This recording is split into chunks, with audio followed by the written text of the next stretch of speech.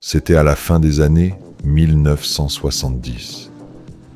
Les lumières des usines automobiles européennes vacillaient sous l'ombre du choc pétrolier. Et l'avenir des voitures de sport semblait coincé entre les normes environnementales, les contraintes économiques et la nostalgie d'un passé où la vitesse était synonyme de gloire. Audi, à l'époque une marque encore éclipsée au sein du conglomérat Volkswagen, observait le chaos et y voyait une opportunité. Et c'est dans l'endroit le plus improbable que cette opportunité s'est présentée, sur le terrain d'essai, enneigé, des Alpes autrichiennes, où un véhicule militaire appelé Volkswagen Iltis humiliait tous les autres dans des conditions extrêmes. Là, dans le froid glacial et le silence étouffé par la neige épaisse, Jörg Bensinger, ingénieur chez Audi, a vu non pas un hasard, mais une possibilité. L'Iltis, avec sa transmission intégrale, n'était ni rapide ni élégant, mais il dominait le terrain comme aucun autre. La question qui résonnait dans les couloirs d'Ingolstadt était presque hérétique. Et si nous installions ce système dans un coupé sportif ? La réponse ne vint pas des dirigeants, mais du sous-sol, littéralement. C'est dans ce sous-sol étouffant du siège d'Audi qu'est né le premier prototype du Quattro. Utilisant la carrosserie d'une Audi 80 et le système de traction de l'Iltis, la voiture semblait, à première vue, être une aberration. Mais lors des essais hivernaux, elle s'est révélée être une véritable révélation. Les virages recouverts de glace étaient négociés avec une facilité déconcertante, et la voiture semblait défier les lois de la physique. Ferdinand Piëch, petit-fils de Ferdinand Porsche lui-même et figure centrale du développement technique de la marque, a compris qu'il s'agissait là d'une avancée monumentale. Audi ne fabriquerait plus jamais de voitures comme les autres. Elle allait montrer au monde entier que la traction intégrale n'était pas seulement une solution pour les véhicules tout-terrain, c'était l'avenir de la performance. Mars 1980. Au salon de Genève, une voiture argentée aux lignes robustes, aux arches de roues élargies et à l'allure agressive, occupait le devant de la scène. À première vue, le public ne voyait qu'un coupé modifié, mais sous la carrosserie métallique se cachait un moteur 5 cylindres en ligne de 2,1 litres, équipé d'un turbocompresseur et d'un intercooleur, développant 200 chevaux et 300 Nm de couple. Il passait de 0 à 100 km à l'heure en un peu plus de 6 secondes, mais le plus impressionnant était la façon dont la voiture conservait sa traction, là où toutes les autres dérapaient. Le système de traction intégrale permanente, 4 roues, comprenait 3 différentiels, et les essieux pouvaient être bloqués manuellement, permettant au conducteur d'ajuster le comportement de la voiture en fonction du type de sol. Cette technologie, jusqu'alors réservée aux véhicules utilitaires, faisait désormais partie intégrante d'une véritable voiture de sport. Pour la première fois, une voiture semblait rire sous la pluie, se moquer de la neige, ignorer la boue. Elle ne se contentait pas d'accélérer, elle dominait son environnement. La réaction de la presse et du public fut mitigée. Pour les puristes, c'était une offense. Où était le plaisir de conduire une voiture à traction arrière ? Où étaient les dérapages contrôlés, le danger maîtrisé du bout des doigts ? Pour les ingénieurs, le Quattro était une révolution mécanique. Et pour Audi, c'était le début d'une nouvelle identité, celle d'une marque qui ne se contentait pas de suivre les tendances, mais qui osait créer les siennes. L'Audi Quattro n'était pas née pour plaire. Elle était née pour gagner, pour montrer que la traction n'était pas une question de marketing, mais de pure ingénierie, Et même si le monde n'était pas encore prêt à comprendre son impact total, elle commençait déjà à ébranler silencieusement les fondements de ce qu'on appelait la performance. Un nouveau paradigme était né, et il n'y avait plus de retour en arrière possible. L'Audi 4 n'était pas seulement une provocation visuelle ou un manifeste de rupture philosophique. Sa véritable révolution se cachait dans ses entrailles, dans une ingénierie aussi méticuleuse qu'audacieuse, où chaque engrenage, chaque essieu, chaque vis semblait vouloir rompre avec le passé. Intégrer la traction intégrale permanente à une voiture de tourisme haute performance relevait presque de l'hérésie technique. Aucun constructeur automobile n'avait jamais osé concevoir une telle complexité avec une ambition commerciale. Mais Audi, animé par une conviction presque obstinée, a décidé non seulement d'essayer, mais aussi de maîtriser cette technologie. Le plus grand obstacle était physique. Comment transférer le couple aux 4 roues sans compromettre la configuration avant et sans alourdir ou déstabiliser la voiture? La réponse fut une solution ingénieuse qui est encore aujourd'hui admirée par les ingénieurs. Un arbre de transmission creux traversant la boîte de vitesse, permettant à la puissance du moteur d'atteindre le différentiel central sans modifier la position longitudinale du moteur. C'était comme introduire un deuxième flux sanguin dans le corps d'un être vivant, précis, discret, mais absolument vital. Au cœur de ce système battait un moteur 5 cylindres en ligne de 2,1 litres de cylindrée, alimenté par un turbocompresseur KKK et refroidi par un intercooleur. Le résultat, 200 chevaux vapeur et plus de 300 Nm de couple. Un chiffre qui, au début des années 80, n'était pas seulement impressionnant, il était révolutionnaire.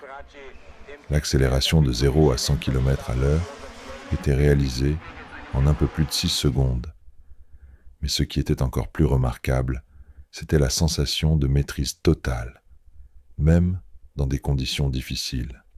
Cette traction intégrale permanente permettait à la 4 de traverser des surfaces glissantes, des pentes raides ou des virages mouillés, avec une confiance presque surnaturelle.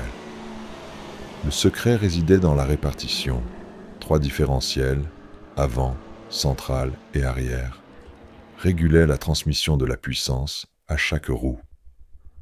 Sur les premiers modèles, les différentiels central et arrière pouvaient être bloqués manuellement à l'aide d'une commande sur le tableau de bord, créant ainsi un lien direct entre le conducteur et la traction. C'était le contrôle absolu.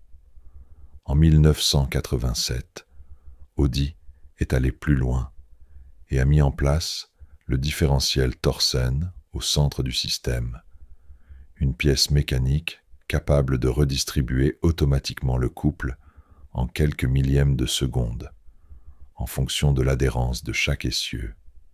La suspension indépendante aux 4 roues, avec un système McPherson à l'avant et des bras semi-traînants à l'arrière, offrait un équilibre parfait entre rigidité et réactivité.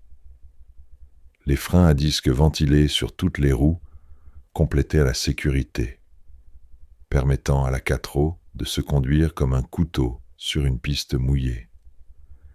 Elle ne dérapait pas, elle déchirait la surface avec une précision chirurgicale. Mais une telle sophistication avait un prix. Le système 4 était cher à fabriquer, coûteux à entretenir et difficile à maîtriser. La courbe d'apprentissage pour les conducteurs était raide. Ce n'était pas une voiture qui pardonnait l'amateurisme. C'était un outil sophistiqué, conçu pour ceux qui comprenaient la physique de la conduite. Et cette exigence technique se reflétait également dans le réseau d'entretien. Tous les garages n'étaient pas équipés pour s'occuper d'une machine aussi particulière. Dans les couloirs d'Audi, le 4 acquit le statut de légende vivante. un laboratoire sur roues où la mécanique rencontrait l'audace. À l'extérieur, elle était considérée avec fascination et méfiance. Dans un monde habitué à la traction arrière comme synonyme de plaisir au volant, la traction intégrale permanente semblait presque contre nature. Mais il suffisait d'un virage serré, sous la pluie ou sur du gravier, pour que tous les doutes s'évaporent. L'Audi Quattro n'était pas seulement une voiture différente. Elle constituait une nouvelle base sur laquelle tout un avenir de performance allait être construit. Une machine technique, froide et calculatrice, mais dotée d'un instinct de prédateur. Et très vite, ses griffes allaient être affûtées pour le plus grand test qu'une voiture puisse affronter. Le monde impitoyable du rallye. Les routes goudronnées, les tunnels urbains et les virages des circuits automobiles ne seraient jamais le foyer définitif de l'Audi Quattro. Son cœur, forgé dans l'acier et alimenté par une ingénierie extrême, battait plus fort dans des environnements sauvages, où la route disparaissait et où le chaos régnait.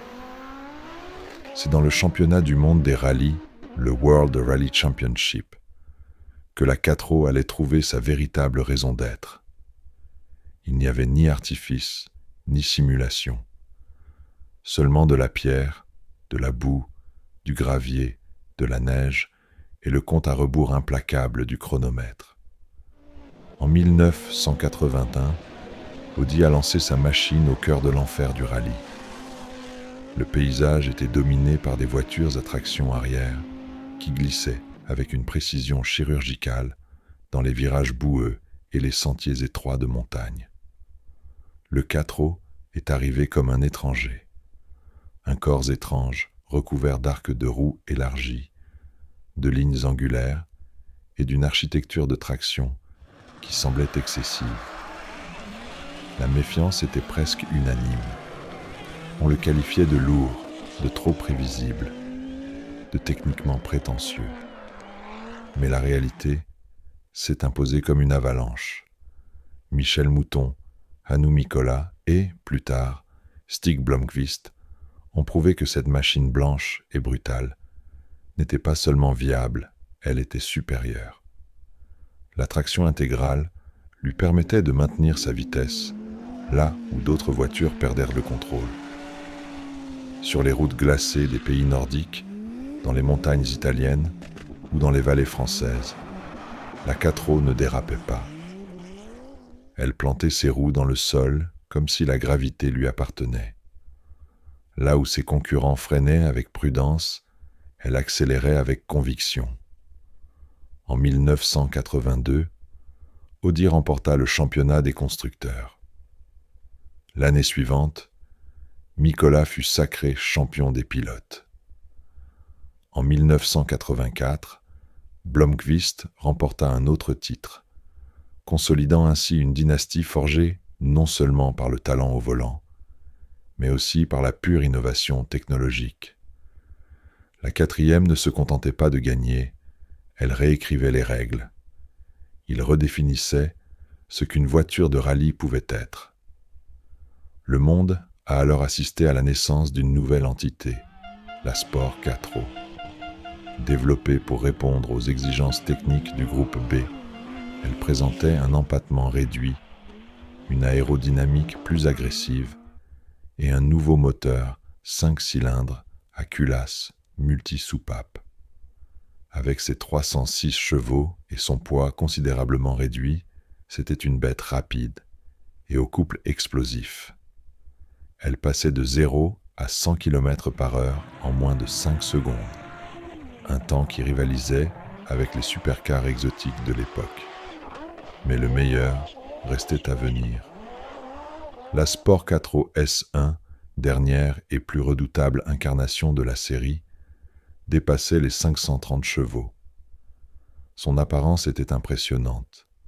Pare-chocs larges, diffuseur, aileron arrière imposant et prise d'air fonctionnelle à tous les coins de la carrosserie. c'était moins une voiture qu'un missile de guerre sur roue.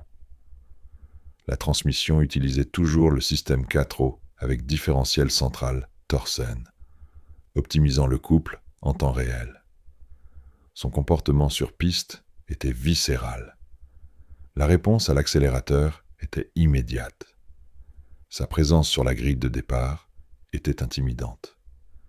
Sous le contrôle de Walter Röhrl, la S en a remporté la redoutable ascension de Pikes Peak en 1987, établissant un nouveau record et immortalisant l'image de l'Audi dévorant les virages au milieu des nuages de poussière et des falaises sans garde-fou. Ce fut la consécration définitive. La traction intégrale n'était plus une option aux yeux du monde entier. Elle devenait la nouvelle norme. Cependant, le groupe B était devenu un monstre incontrôlable. La combinaison d'une puissance extrême, de voitures instables et d'une sécurité précaire a entraîné une série d'accidents mortels. En 1986, après des tragédies qui ont bouleversé le sport, la FIA a supprimé la catégorie. La Sport 4OS1, au sommet de son évolution, a été réduite au silence. Le rugissement qui résonnait autrefois dans les vallées n'était plus qu'un souvenir dans les vidéos, les photos et les récits chuchotés par les ingénieurs et les fans. Audi était entrée dans le WRC en tant que challenger. Elle en est sortie en tant qu'architecte d'un nouveau paradigme. La 4 a prouvé que la traction, le contrôle et l'audace mécanique n'étaient pas seulement des caractéristiques souhaitables, mais qu'ils représentaient l'avenir. L'Audi Q3 avait dominé les montagnes, les forêts, les déserts et les vallées. Elle avait fendu l'air lors d'événements où l'impossible était monnaie courante, remportant non seulement des victoires, mais aussi l'admiration silencieuse de ceux qui la craignaient. Cependant, toute technologie qui naît comme une révolution finit, à un moment donné, par se heurter à la dure réalité. Le monde réel exige un tribut que les pistes de rallye ne peuvent jamais anticiper. Et la 4 sublime machine d'ingénierie pure, a commencé à trébucher, non pas dans la boue, mais dans la structure même de l'industrie. Dans les rues, la 4 était une étrangère. Son système de traction intégrale permanente, une prouesse technique, était techniquement supérieur, mais logistiquement impossible à produire en série. Elle était coûteuse à assembler, coûteuse à entretenir et exigeait des connaissances techniques que peu d'ateliers maîtrisaient. Il en résultait une voiture admirée, mais presque inaccessible pour le consommateur moyen. Un monument à l'ingénierie, construit à une époque où l'on commençait à exiger simplicité, accessibilité et faible coût d'entretien. Sur les marchés européens, la 4 a conservé un noyau fidèle d'enthousiastes, mais les volumes de vente n'ont jamais atteint le niveau souhaité par la marque. La complexité du système, les 3 différentiels, les blocages manuels, la nécessité d'une attention constante à la répartition du couple, dissuadaient ceux qui recherchaient une voiture plus directe. Et parmi les puristes, des critiques plus philosophiques ont commencé à émerger. Le 4 n'était pas viscéral. Il ne dansait pas sur la piste comme les voitures de sport à traction arrière. Il était rapide, certes, mais il était méthodique, froide, trop scientifique pour certains. Et cela la rendait, pour une partie du public, moins amusante. En dehors de l'Europe, l'impact a été encore plus grave. L'image d'Audi a été ébranlée par un scandale qui a éclaté aux États-Unis, impliquant le modèle Audi 5000, accusé à tort de souffrir d'une accélération involontaire. L'affaire a été largement relayée par les médias américains et a entraîné une chute brutale des ventes. Bien que le 4 ait été techniquement innocent, son association avec la marque et avec des systèmes mécaniques trop complexes, l'a impliqué dans le jugement populaire. La peur, comme toujours, a pris le dessus sur la raison. Pendant ce temps, les coûts de production continuaient d'augmenter. Et l'environnement réglementaire, avec de nouvelles exigences environnementales et normes de sécurité, rendait la continuité de la 4O encore plus difficile. Audi, soucieuse de croître de manière durable et de préparer son entrée dans le segment haut de gamme, a pris une décision difficile. En 1991, elle a officiellement arrêté la production de l'Audi 4O original. Sans grande cérémonie, sans hommage mérité, juste un point final mis par un système de production qui ne pouvait plus le soutenir. Dans les compétitions, le silence s'était déjà installé auparavant. La fin du groupe B, décrétée en 1986, après une succession de tragédies et d'accidents mortels, avait retiré au 4O le terrain où il régnait en maître. La Sport 4O S1, avec ses plus de 530 chevaux et son aérodynamisme digne d'un avion de chasse, n'a jamais eu le temps d'atteindre son apogée. Elle a quitté la scène comme elle y était entrée, dans le choc, la stupéfaction et l'incompréhension. Elle a laissé derrière elle un vide irremplaçable. Mais il y avait quelque chose que ni l'arrêt de la production, ni les critiques, ni les scandales n'ont pu enterrer. Le 4O avait touché une couche profonde de la culture automobile, quelque chose qui transcendait les fiches techniques ou les graphiques de performance. Il avait montré au monde qu'une idée radicale, appliquée avec une précision chirurgicale, était capable de vaincre n'importe quelle tradition, même si le monde n'était pas prêt pour elle. Et comme toute créature tombée au nom de l'audace, le 4O n'est pas mort. Il est devenu un symbole, un artefact, un écho. Le temps efface presque tout. Les moteurs s'usent, les châssis se déforment, et même les victoires les plus retentissantes perdent de leur force face à la marche silencieuse des années. Mais certaines voitures survivent à l'usure de la mémoire et à la rouille, non pas parce qu'elles résistent physiquement, mais parce qu'elles deviennent quelque chose de plus grand qu'elles-mêmes. Née d'une idée audacieuse, l'Audi 4O a éduqué l'industrie automobile. Ce faisant, elle a transcendé son statut de produit pour devenir une icône, un fantôme mécanique qui hante encore chaque projet de performance moderne.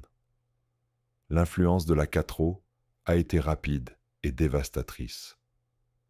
Après son entrée triomphale dans le championnat du monde des rallyes, aucune équipe compétitive n'a osé ignorer à nouveau la traction intégrale. Ce qui était auparavant considéré comme une exagération ou une complexité inutile est devenu la norme technique. Subaru, Mitsubishi, Toyota, Lancia, toutes ont fini par céder à la force des faits. La réalité avait désormais un nouveau centre de gravité. Le 4O avait déplacé l'axe de l'ingénierie vers un avenir où l'adhérence et le contrôle n'étaient plus optionnels. Chez Audi même, le 4O est devenu une doctrine. Le nom n'était plus seulement un emblème sur le coffre, il est devenu une philosophie. Il est devenu un héritage. Il est devenu une identité.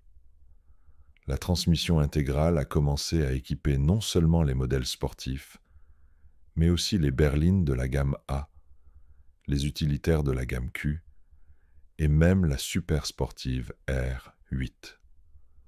Le 4O, dans son essence, s'était dilué dans les veines de la marque, un courant technique et spirituel qui alimente encore aujourd'hui la façon dont Audi voit le monde. Plus qu'une technologie, le 4O était un manifeste, un non retentissant aux vérités absolues de l'industrie.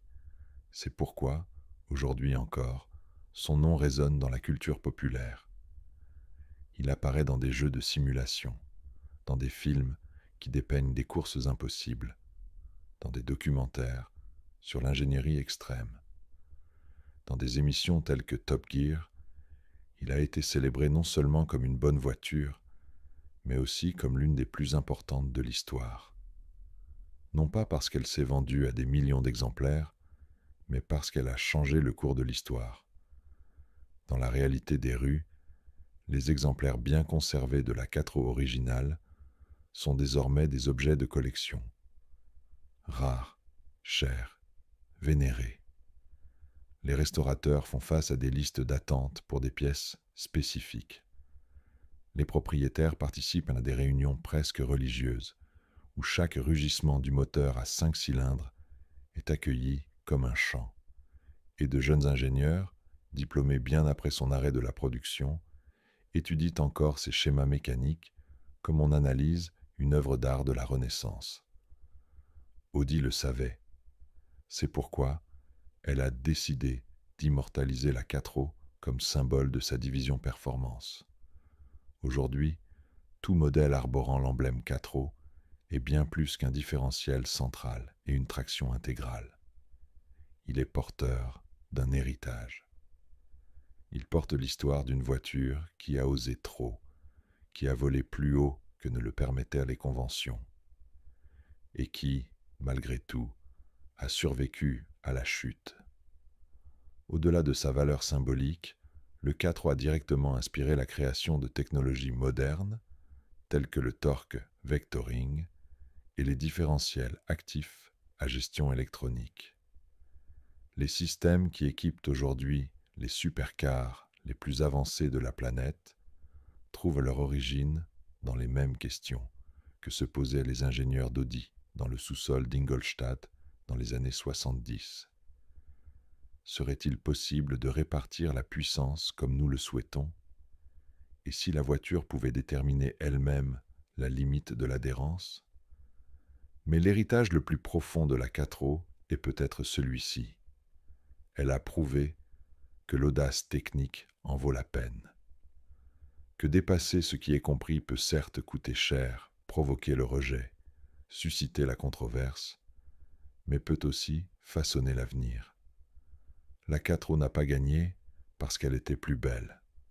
Elle a gagné parce qu'elle était plus intelligente, plus courageuse, et parce qu'elle est arrivée avant toutes les autres.